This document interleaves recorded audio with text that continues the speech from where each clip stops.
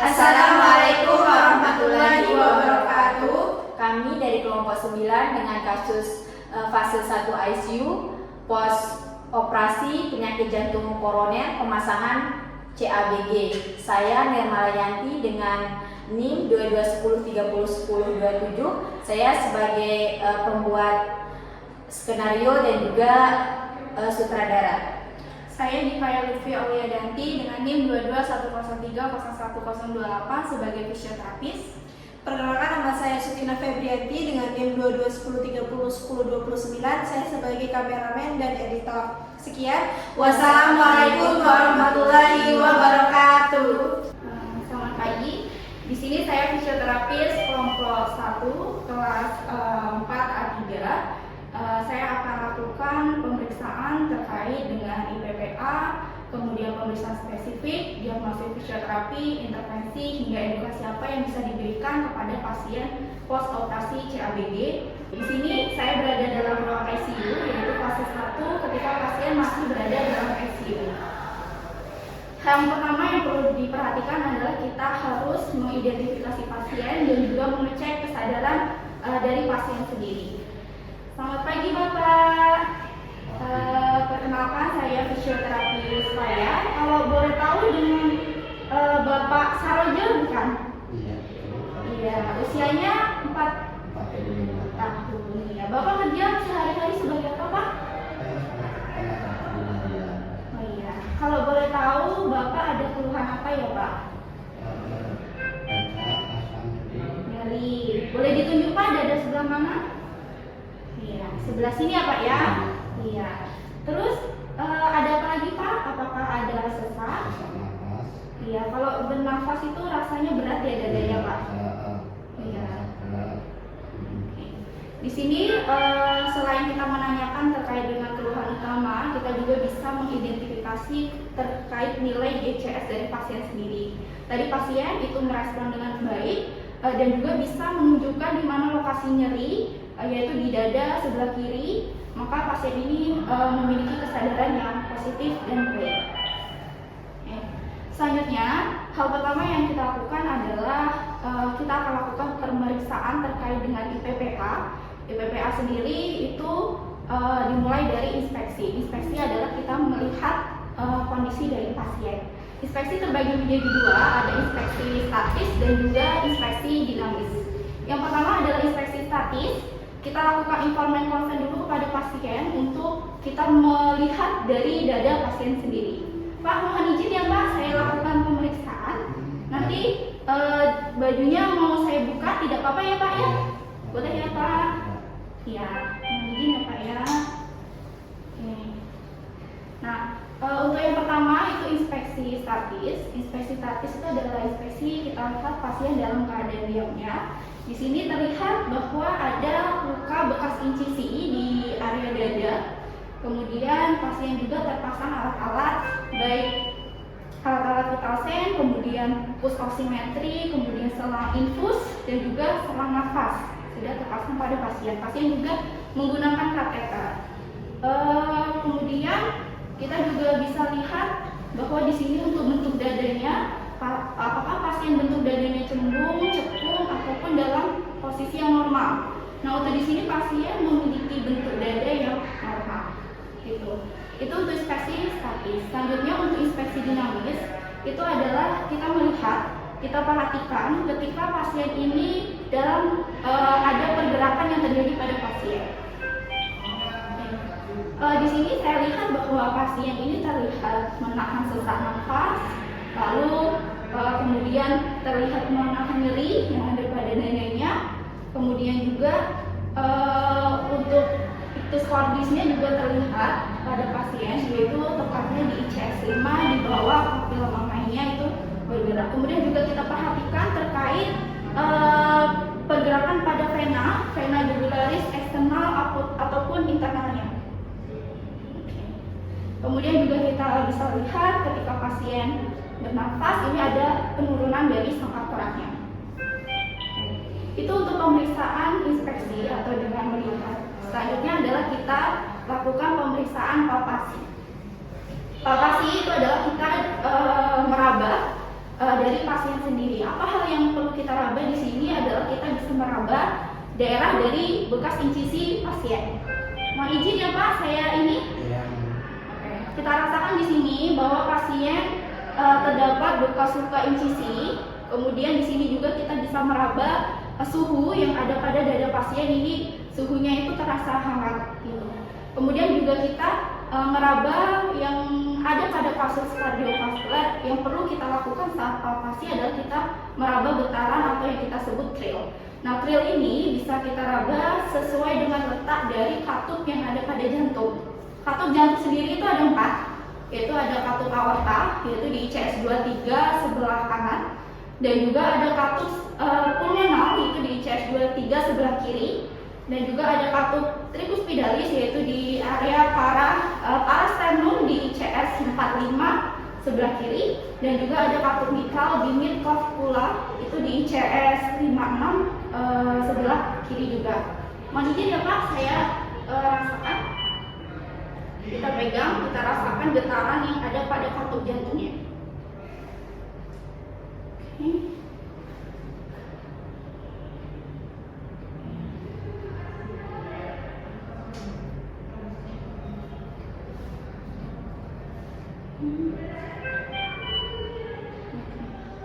Kalian juga kita bisa meraba adakah rasa getaran yang ada pada ictus cordis, yaitu di ICS 5 di bawah puting atau papila mamae. Setelah kita palpasi, selanjutnya adalah perkusi. Namun perkusi sendiri tidak kita lakukan karena pasien di sini berada dalam kondisi post operasi CABG yang mana masih terdapat luka insisi yang baru. Maka untuk perkusi sendiri atau ketuk itu tidak kita lakukan. Selanjutnya adalah kita akan lakukan pemeriksaan yaitu terkait dengan auskultasi. Auskultasi pada kasus kardiovaskuler itu kita mendengarkan dari bunyi jantungnya sendiri. Apakah dia suara 1, suara sistol, ataukah dia suara 2 atau diastol. Kemudian juga kita sebagai pemeriksaan apakah di jantung ini terdapat suara murmur ya yang menandakan adanya gangguan pada katup jantung. Nah, auskultasi sendiri kita dengarkan ini menggunakan stetoskop.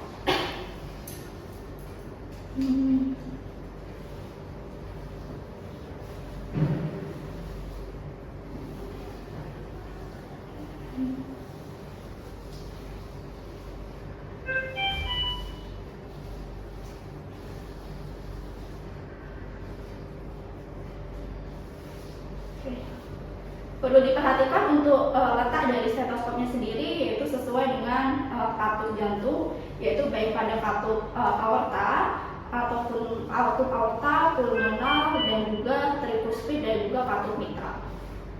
Ini ya Pak, saya dengarkan. Kita palpasi dulu letaknya.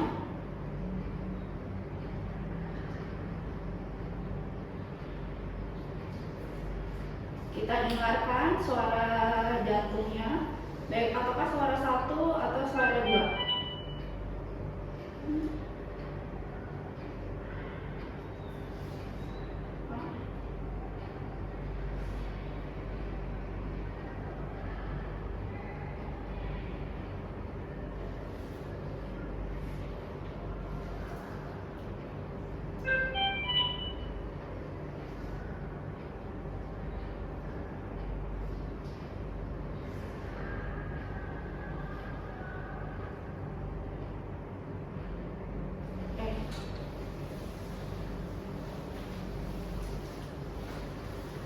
Setelah kita lakukan IPPA, kita juga perlu selalu memantau terkait vital sign yang terpasang pada layar monitor yang ada pada sisi back pasien.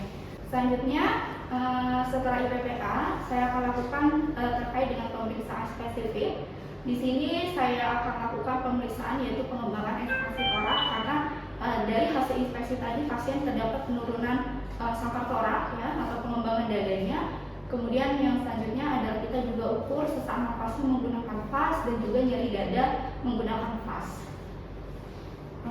Yang pertama saya ukur dulu untuk ekspansi toraknya kita gunakan midline karena pasien ini dalam fase ICU untuk penggunaan ekspansi torak dalam keadaan berbaring saja tidak perlu bangun, maka kita minta izin dulu pasien untuk kita buka lagi ya Pak bajunya, mohon izin ya Pak ya. Ya, mohon izin ya Pak. Oke.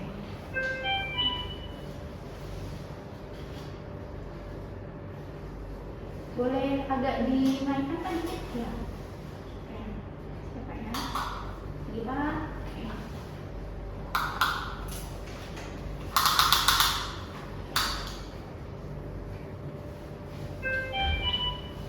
Ya. Pak ya. Lagi Pak agak diangkat. Nah, untuk estimasi torak ini kita ukur di ICS 2, 4, dan juga 6. Kita ukur dulu sebelumnya, nilai sebelum. Oke, Bapak bisa tarik nafas Pak, jembatan dari pelan-pelan saja Pak. Iya. Oke. Selanjutnya, nah, sudah Pak. Ini sudah selesai. Diukur Pak. Naik lagi. Oke.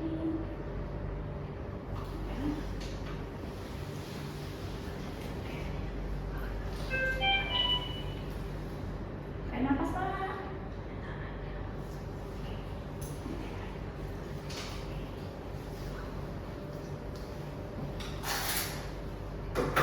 Oke, setelah kita ukur terkait dengan pengembangan ekspansi toraknya menggunakan midline, memang ada penurunan dari pengembangan ekspansi torak karena untuk nilai normal sendiri dari pengembangan ekspansi torak sebelum dan sesudah itu antara 3 sampai 5 cm.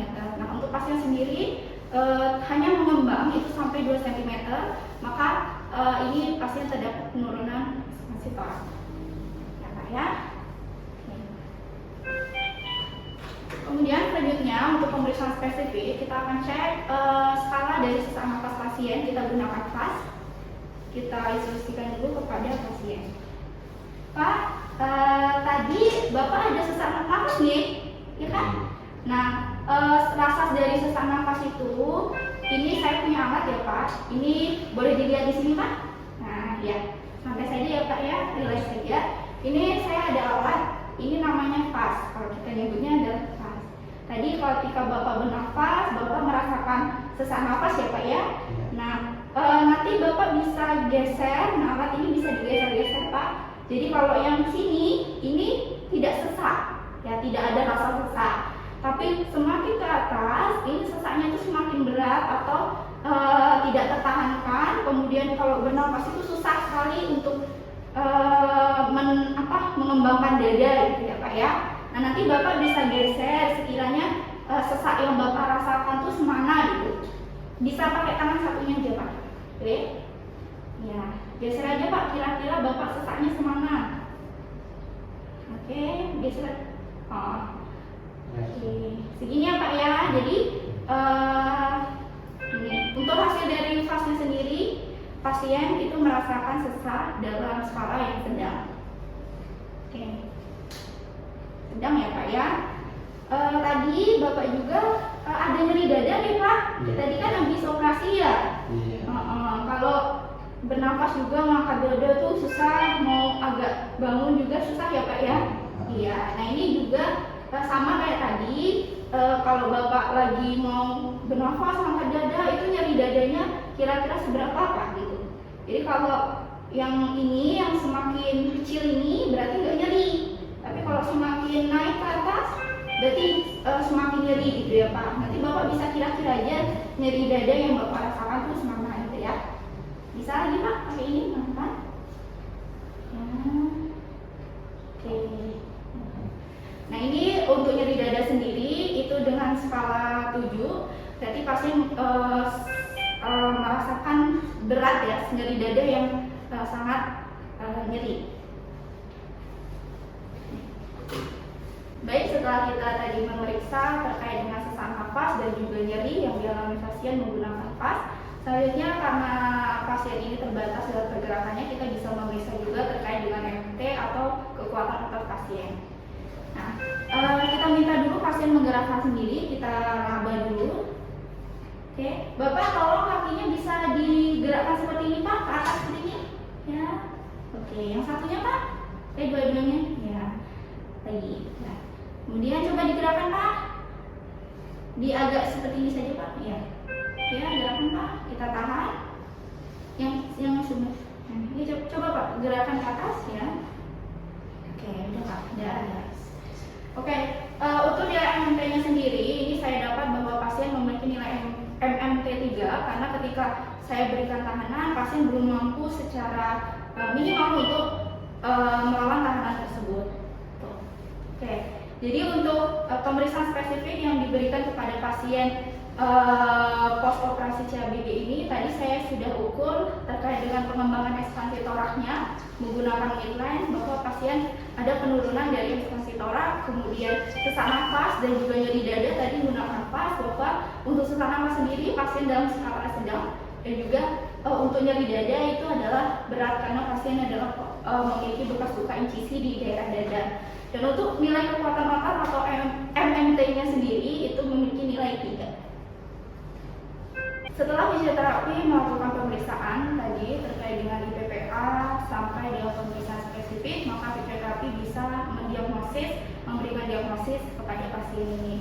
Untuk diagnosis medisnya sendiri, setelah sebelumnya kita baca di rekam medis pasien bahwa pasien ini adalah pasien penyakit jantung koroner dan post operasi CABG yang berada dalam fase perawatan di ruang ICU. Lalu untuk diagnosis fisioterapinya sendiri ini berdasarkan dengan ICF, International Classification of Function, kita bisa menentukan terkait dengan impairment, body function dan juga participation restriction-nya.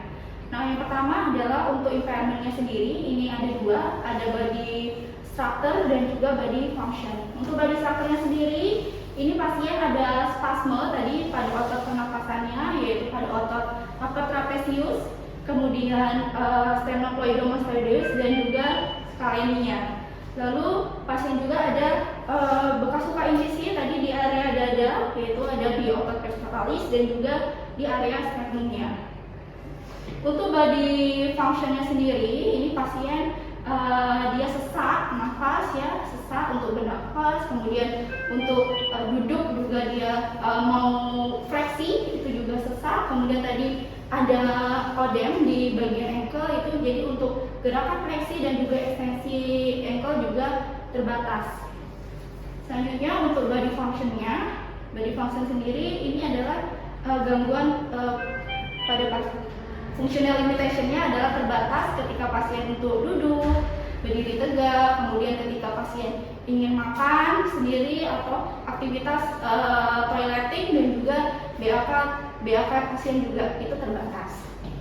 Selanjutnya untuk participation restriction ini berkaitan dengan lingkungan kerja pasien dan juga aktivitas rekreasi pasien juga akan terganggu. Setelah fisioterapi menentukan diagnosa, kita bisa menentukan tujuan dari intervensi sendiri, yaitu tujuan jangka pendek dan juga tujuan jangka panjang sendiri. Untuk tujuan jangka pendek ini adalah yang pertama kita mengurangi sesak nafas, kemudian yang kedua itu nyeri dada, yang ketiga itu adalah meningkatkan pengembangan dari ekspansi torak dari pasien sendiri, kemudian yang keempat adalah mengurangi spasme dari otot pernapasan yang ada pada pasien. Kemudian juga untuk postur kita benarkan yaitu korek postur pada pasien sendiri. Yang untuk tujuan jangka panjang itu berkaitan dengan aktivitas daily living pasien, jadi kita meningkatkan kemampuan fungsional dari pasien. Setelah kita mendiagnosa dan juga tujuan yang bisa diberikan oleh fisioterapi, selanjutnya adalah intervensi apa yang bisa diberikan fisioterapi berdasarkan tujuan-tujuan jangka pendek dan juga tujuan jangka panjang. Hal yang penting di sini adalah kita untuk selalu memantau vital sign pasien dan juga kesadaran pasien juga. Kita lihat dari refleks pupil mata itu juga bisa kita lihat.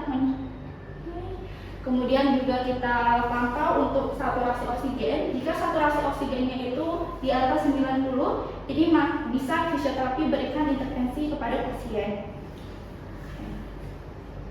Nah, untuk intervensi yang pertama itu adalah kita berikan latihan pernapasan untuk mengurangi sesak. Karena pasien tadi ada sesak nafas, kita akan berikan latihan pernapasan itu dimulai dari breathing control. Pak, di sini saya akan latih pernapasan. Nanti Bapak bisa ikuti instruksi saya ya Pak ya. Jadi Bapak saya akan contohkan dulu, nanti Bapak bisa ikuti instruksi yang saya berikan ya Pak ya. Oke, ini namanya latihan untuk breathing control. Jadi nanti Bapak tarik nafas lewat hidung, hembuskan lewat mulut. Relax saja ya Pak ya. Jadi tarik nafas, hembuskan lewat mulut. Itu ya Pak ya. Tarik nafas lewat hidung, hembuskan lewat mulut. Nah, bisa Pak sekarang dimulai. Tarik nafas Pak lewat hidung, pelan-pelan saja Pak, relax. Oke, hembuskan. Oke, sekali lagi Pak, tarik nafas lewat hidung, hembuskan lewat mulut, relax saja Pak. Ya. Oke, sekali lagi Pak, tarik nafas lewat hidung, hembuskan. Oke. Nah, untuk latihan pernapasan itu kita bisa beri jeda 2-3 detik agar pasien itu tidak tergesa-gesa dan pernapasan itu bisa secara rileks. Selanjutnya, ini kita berikan yang kita sebut sebagai breathing exercise. Nanti ada penambahan, yaitu sedikit kita berikan fiksasi pada bagian toraksnya agar udara saat ekspirasi itu bisa maksimal untuk keluar. Pak, nanti tarik nafas lewat hidung seperti tadi, hembuskan juga lewat mulut ya Pak. Ini saya contohkan ya Pak ya. Namun nanti tarik nafasnya agak sedikit maksimal ya, semampu Bapak yang Bapak bisa ya. Tarik nafas. Ini saya agak dari ke kanan nanti ya Pak ya. Oke, tarik nafas Pak lewat hidung. Pelan-pelan saja Pak, relax. Ya, hembuskan Pak. Lagi Pak, mulai tarik nafas. Pelan-pelan saja, relax saja Pak. Ya, hembuskan. Sekali lagi Pak, tarik nafas. Hembuskan. Oke. Nah, ini tujuan dari kita berikan fiksasi di bagian torak, ini membantu pasien untuk ekspirasi secara maksimal. Selanjutnya, setelah kita berikan breathing exercise, itu adalah kita bisa berikan latihan deep breathing. Deep breathing itu adalah pernafasan dalam, jadi kita minta pasien untuk bernafas secara maksimal dan juga inspirasi secara maksimal, juga ekspirasi secara maksimal. Nah, Pak bisa tarik nafas lewat hidung, nanti hembuskan juga lewat mulut semaksimal mungkin ya Pak ya. Nanti kalau keluarin juga semaksimal mungkin. Ini saya contohkan dulu ya Pak ya. Tarik nafas lewat hidung, hembuskan lewat mulut. Tarik nafas lewat hidung, nah, lalu hembuskan juga lewat mulut. Nah, boleh Pak dimulai, tarik nafas lewat hidung, terus semaksimal yang Bapak bisa, hembuskan Pak lewat mulut. Oke. Sampai benar-benar habis ya Pak. Lagi Pak, tarik nafas, pelan-pelan saja, hembuskan lewat mulut. Lagi Pak, tarik nafas, oke, hembuskan lewat mulut. Ya. Nah, ini untuk deep breathing sendiri, ini fungsinya adalah kita inspirasi secara maksimal, ekspirasi secara maksimal. Itu gunanya untuk mengurangi sesak yang ada pada pasien dan juga digunakan semaksimal mungkin agar tidak ada udara residu yang tertinggal dalam paru-paru pasien.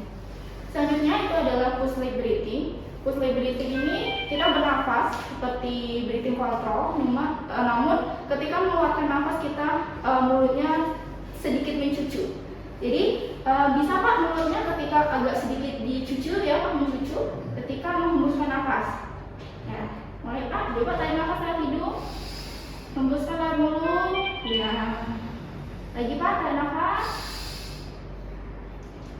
lalu hembuskan ya, sedikit di mencucu ya Pak mulutnya.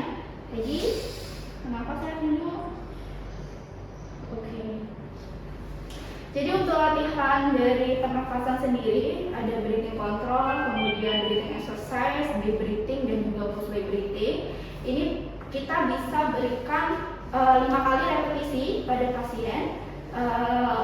Bisa untuk latihan pada pasien sendiri nanti secara mandiri atau dibantu juga dengan fisioterapisnya. Nah, setelah kita lakukan latihan pernafasan, kita tanyakan pada pasien, Pak, apa ada pusing? Merasa pusing, mau mual gitu Pak, mau muntah gitu? Ya, sedikit pusing. Sedikit pusing ya Pak ya. Ya. Kalau sedikit pusing, kita lihat dulu, cek untuk pantau dari vital sign. Kita yang penting adalah kita pantau untuk kenaikan dari tekanan darah pasien, apakah ini naik lebih dari 15 sampai 20 mmHg. Kalau naiknya lebih dari 15 sampai 20 mmHg, ini exercise ini fisioterapi itu harus dihentikan. Namun untuk pasien sendiri tidak naik lebih dari 15 sampai 20 mmHg, maka kita bisa berikan intervensi yang lain. Tadi pusingnya, tapi nanti saya latih lagi masih bisa Pak? Pusingnya pusing banget atau ringan saja Pak? Ringan. Oh iya, nanti masih kuat ya Pak kalau saya latih lagi? Kuat ya Pak ya? Masih. Iya. Selanjutnya, karena pasien ini berada di ICU, kita bisa latih untuk passive exercise, yaitu kita bantu dengan bantuan fisioterapi. Ini kita mulai untuk fleksi dan juga ekstensi pada jari-jari tangan. Oke. Ini perlu diperhatikan juga untuk alat-alat yang terpasang pada pasien. Cuma nanti bisa dingin Pak. Relax saja Bapak, relax, ikutin saya. Ya. Oke. Dari relax saja Pak. Ya, agak ditekuk sini. Ya. Relax saja Bapak, relax saja. Relax.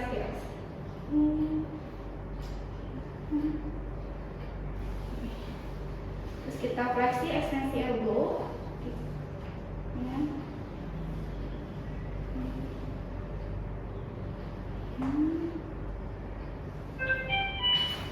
Kita bisa juga pronasi.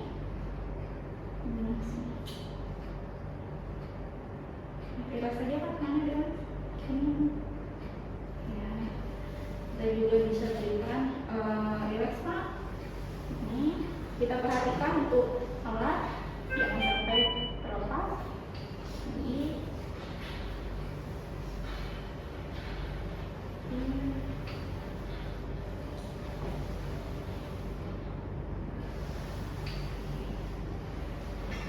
Itu untuk kita sama yang daerah seberangnya juga sama. Selanjutnya kita latih juga untuk ekstremitas bawah. Relax ya Pak ya. Ya.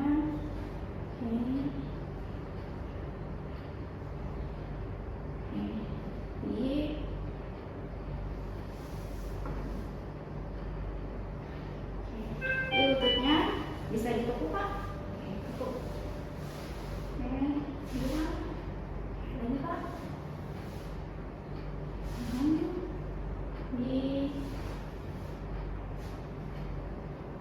Kita kalau bisa juga kita ini jangan tekuk, diangkat aja Pak.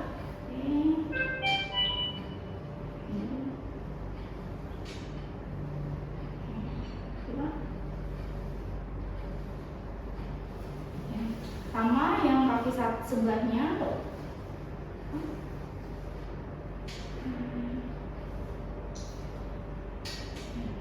Lututnya ditekuk Pak.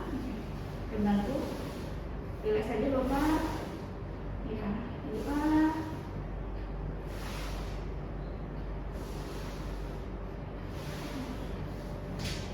Ini bisa diangkat juga Pak. Jadi pelan-pelan aja. Relax aja Pak.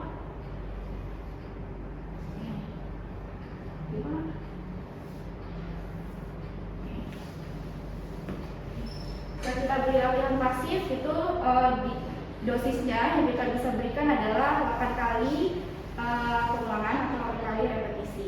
Kemudian kita pantau kembali vital sign pasien, apakah ada kenaikan lebih dari 15 sampai 20. Di sini tidak ada kenaikan lebih dari 15 sampai 20, maka intervensi bisa fisioterapi lanjutkan. Kita juga tanyakan pada pasien, pusing Pak?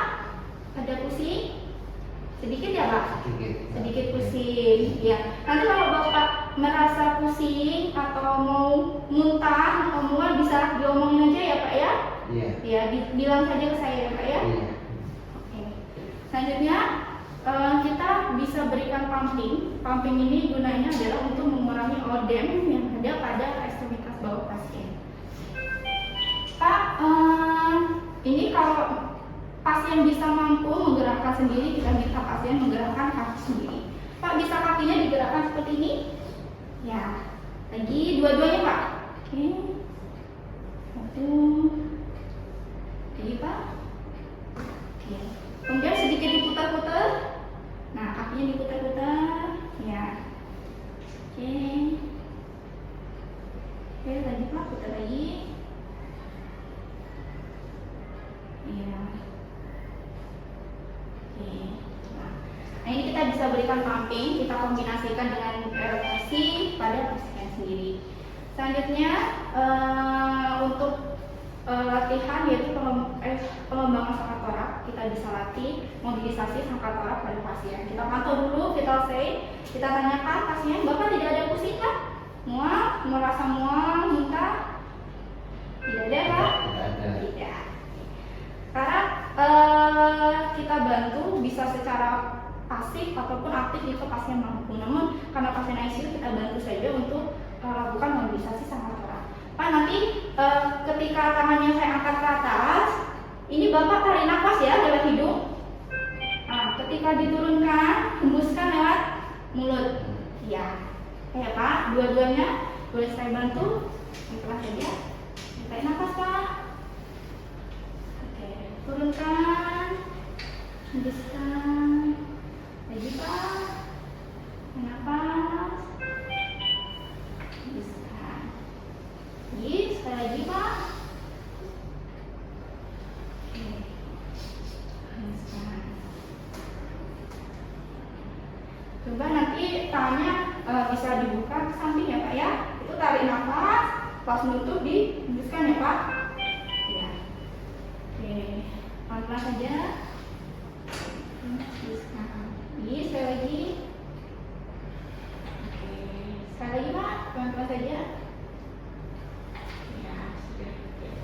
Untuk mobilisasi sangka torak sendiri, ini sebenarnya kita berikan itu adalah setelah kita cek apakah pasien mampu untuk melakukan eksersis ini, karena pasien dalam ICU ini memiliki tekanan darah yang fluktuatif atau berubah-ubah.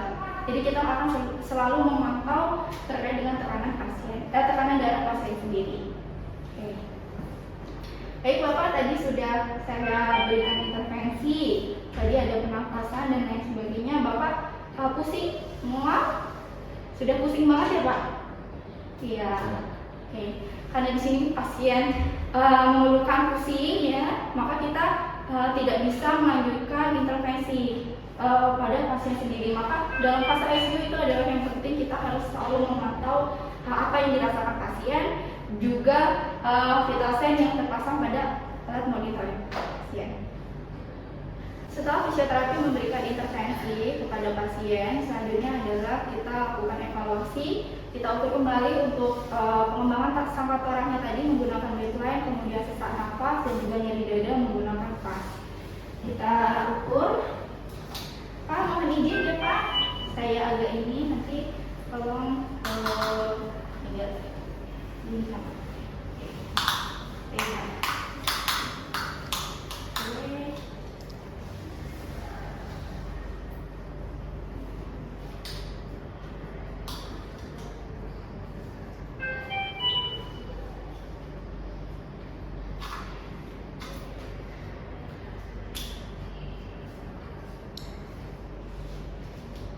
Boleh tarik nafas Pak? Boleh. Oke, hembuskan. Ya.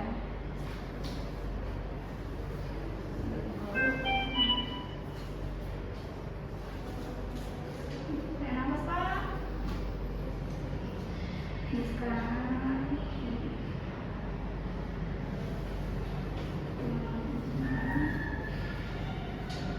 Tarik nafas Pak.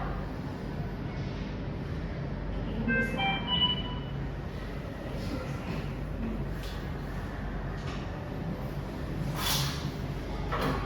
Untuk hasil dari ekspansi toraknya sendiri saya ukur sebelum kita berikan intervensi tadi bahwa pasien hanya memiliki pengembangan ekspansi torak yaitu sebesar 2 cm. Namun setelah kita berikan intervensi fisioterapi ini berkembang menjadi 4 cm. Selanjutnya kita akan periksa kembali, evaluasi kembali terkait sesak nafas dan juga nyeri dada pada pasien tidak menggunakan PAS. Pak, tadi sesak nafas, tadi caranya tahu ya Pak? Iya, nanti Bapak kira-kira tadi udah saya kasih latihan, itu sesaknya seberapa gitu ya Pak ya? Boleh digeser Pak? Oke. Jadi tadi untuk skala sesaknya mengalami penurunan atau berkurang dari nilai sedang tadi 5 ini menjadi 2,5 tadi. Kemudian untuk nyeri dada juga sama, kita gunakan vas. Kita minta pasien untuk memperkirakan ya Pak. Tadi nyerinya udah sedikit berkurang ya Pak? Iya. Iya. Boleh digeser Pak? Oke. Untuk nilai nyeri dadanya sendiri dari tadi berat ini sudah berkurang menjadi sedang. Setelah fisioterapi melakukan evaluasi terkait kondisi pasien sebelum dan juga sesudah, setelah kita berikan intervensi, kita bisa menentukan hal-hal apa saja yang menjadi peningkatan kondisi pasien untuk menentukan prognosis pada pasien sendiri. Nah, ini didapat bahwa tadi ada pengurangan dari ekstasi telaknya itu meningkat, kemudian sesak dan juga nyeri dadanya berkurang, maka bisa dinilai bahwa prognosis yang ada pada pasien sendiri memiliki nilai yang baik. Setelah kita memberikan serangkaian pemeriksaan hingga intervensi dan juga evaluasi, yang bisa diberikan fisioterapi adalah kita memberikan edukasi kepada pasien dan juga keluarga pasien. Yaitu yang pertama, Pak tadi sesak ini Pak ya, ada sesak nafas. Nanti kalau di rumah Bapak mulai merasa sesak, kalau ada rasa sesak lagi, bisa tadi latihan yang seperti yang saya ajarkan tadi ya Pak, kayak nafas lewat hidung, lalu hembuskan lewat mulut ya Pak ya. Oke. Terus kalau masih sesaknya lagi yang agak bertambah lagi, Bapak bisa tadi latihan yang lainnya ya Pak, seperti breathing exercise tadi atau push leg breathing yang mulutnya sedikit mencucu ya Pak ya. Iya. Terus biar dadanya tidak posturnya